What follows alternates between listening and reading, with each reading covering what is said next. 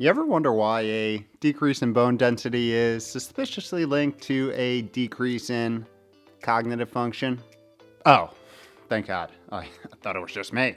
I knew other people thought about these things. Because how can you not, when it even goes as far as being a significant risk factor for the scariest disease on the planet? The disease where you literally lose your neurons, and as a byproduct, lose yourself. And not in the cool way like the Eminem song.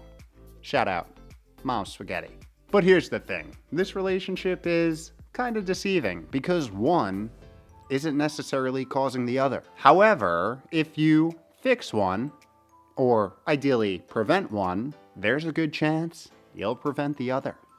Here's what I mean. Yo, what is up? Welcome back to another week of How to Health. My name is Kevin. I run LiftandBalance.com, where we take aim at all things health and longevity and do it in an odd, weird, interesting, and highly sarcastic way. Today, we are once again displaying that Medicine 2.0's isolated approach to solving disease probably ain't the move. Because how else could you explain the suspiciously simultaneous decline of two totally opposite tissue types? And to be specific, in case you forgot, we are talking the connection between low bone mineral density, or clinically defined as osteopenia, and the more serious osteoporosis, and the onset of first, cognitive impairment, and second, diseases like neurodegeneration. And just so you know, this coinky-dink of an association isn't new.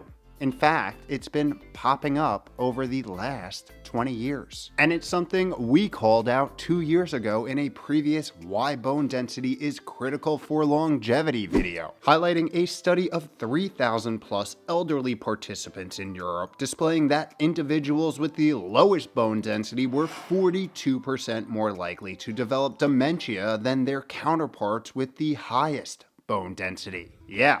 Yikes is right. But that was only the latest in a growing body of evidence. Back in 2004, in one of the first studies looking into this, researching a population of over 100 post-menopausal women, found that cognitive impairment was significantly associated with the groups of women with the lowest bone mineral density.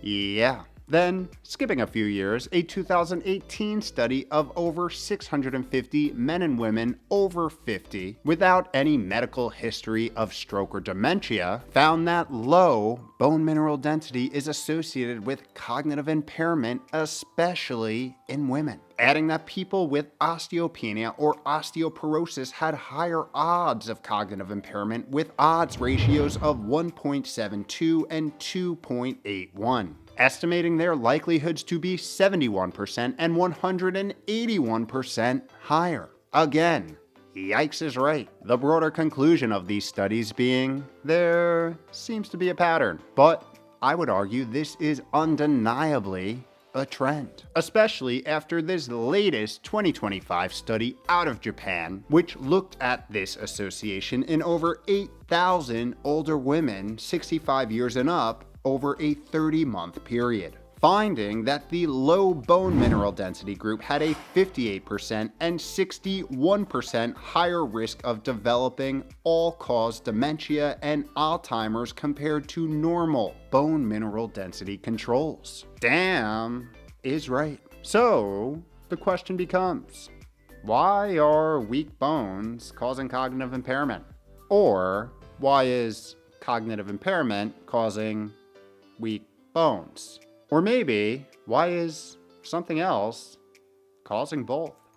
Which seems to be the likely culprit here, as there seem to be a few common things that happen as we accumulate chronological years on this beautiful floating rock, which have a strong influence on the health and function of these two tissues. Some being not so much in our control. For example, the natural shifts in hormones that occur, making the maintenance of our structural self and cognitive precision a bit more of a uphill battle, but others much more in our control, such as the food we eat, the sleep we get, the movement we do, the stress we manage, the products we use, the nature we interact with, and the overall lifestyle that we live.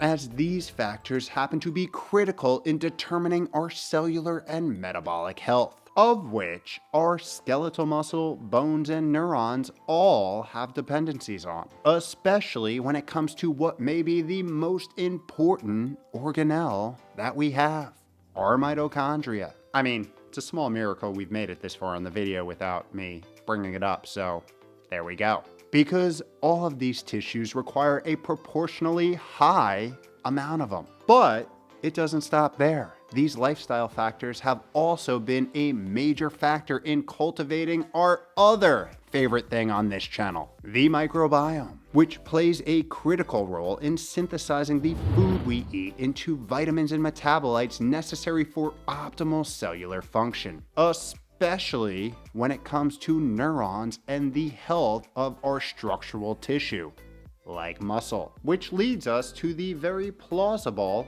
evidence-backed theory of a conclusion that the likely reason these two negative happenings are weirdly associated is because they are both driven by common underlying dysfunction. And when someone prevents or reverses said underlying dysfunction, they prevent or reverse the trend. Huh.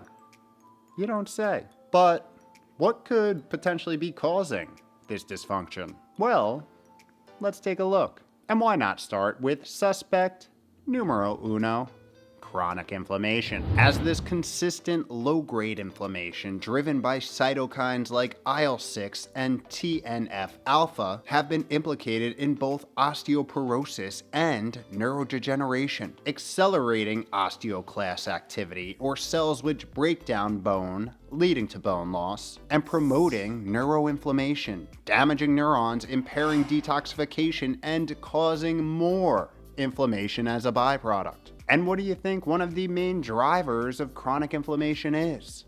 Mitochondria dysfunction, which have ironically been linked to the function of osteoblasts, aka bone building cells, and the aforementioned osteoclasts. And of course, broader neuronal function, as neurons are some of the most energy demanding cells in our body.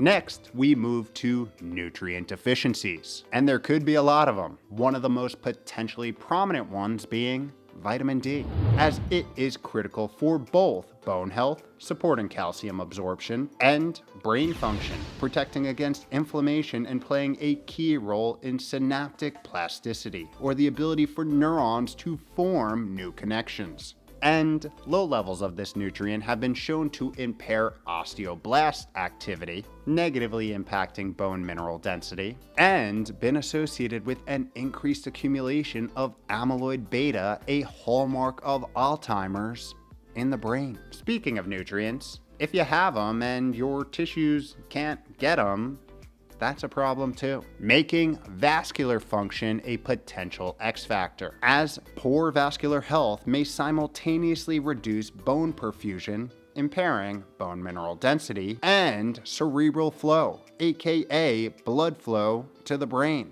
impairing cognition. This is supported by studies linking vascular dementia to osteoporosis and other reviews that we've done on this channel, specifically highlighting impaired cerebral blood flow as a major risk factor for neurodegeneration.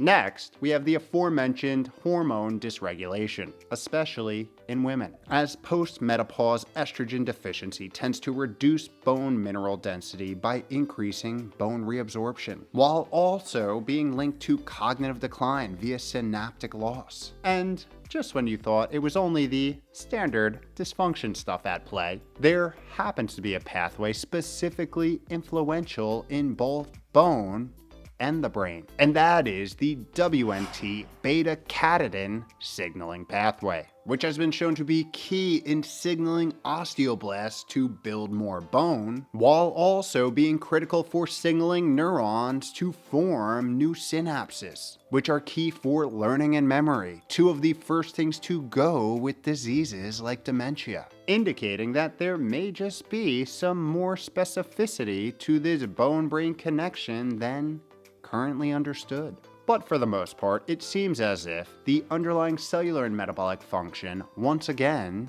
dictates the outcome. And the best possible thing you can do to influence your odds, likelihood, and probability in the right direction is own your health. Something that the standard Western norms of ultra-processed eating, ultra-sedentary living, chronic disaligned deprived sleep, having a severe nature deficit, and overindulging in extracurriculars such as drinking, smoking, vaping, and everyday toxin exposure do a great job of displaying exactly what not to do. On the flip side, and ironically, many of these same interventions that promote the growth and maintenance of your bone support the function and maintenance of your neurons. Funny how it works like that.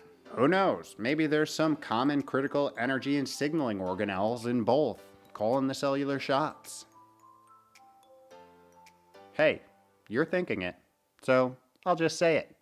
Say mitochondria. And if I were to pick a habit which probably provides the biggest bang for the longevity buck for not only this organelle but for your bone and neurons, which is a trick statement because we all know the 4 to 5 foundational components of health and longevity are all equally critical. But if I were to pick one, it'd be daily badonkadonking, aka exercise. This is because not only does exercise stimulate a biochemical flurry which activates bone building osteoblasts, triggers the release of neuronal growth stimulating neurotrophic factors, increases WNT beta catenin signaling across the board, boosts mitochondria function, enhances vascular and cerebral blood flow, and deploys anti-inflammatory cytokines, but it also stimulates the growth and maintenance of skeletal muscle, which is your bone and brain's best friend, as it attaches the bone, pulling against it, stimulating an increase in density demand. Yes, more muscle means more bone density, and as we know, after you turn 30, if you don't use it, you lose it, while also stimulating the release of muscle-specific brain-boosting myokines, further enhancing brain preservation and optimization. I mean, talk about a magic pill. However, that's not the only lever to pull, just a really good one.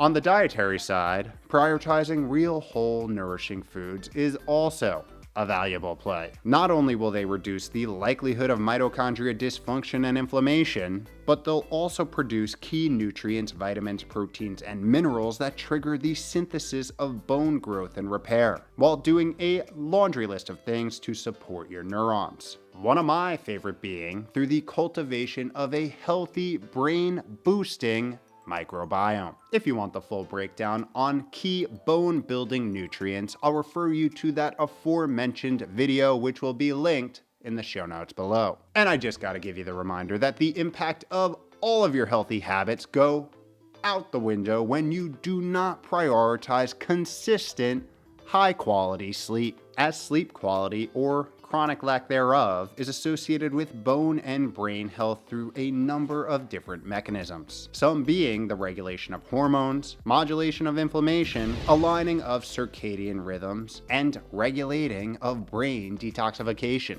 aka the washing out of all the neurotoxic waste that accumulates as a byproduct of doing all that noodling, something we talk about extensively in this video here, making it an absolute must for optimal cellular and metabolic function. Now listen, at the end of the day, just as we allude to each and every week, it's all about putting your body in a position to do its thing. And yes, there are going to be natural shifts that happen as a byproduct of aging.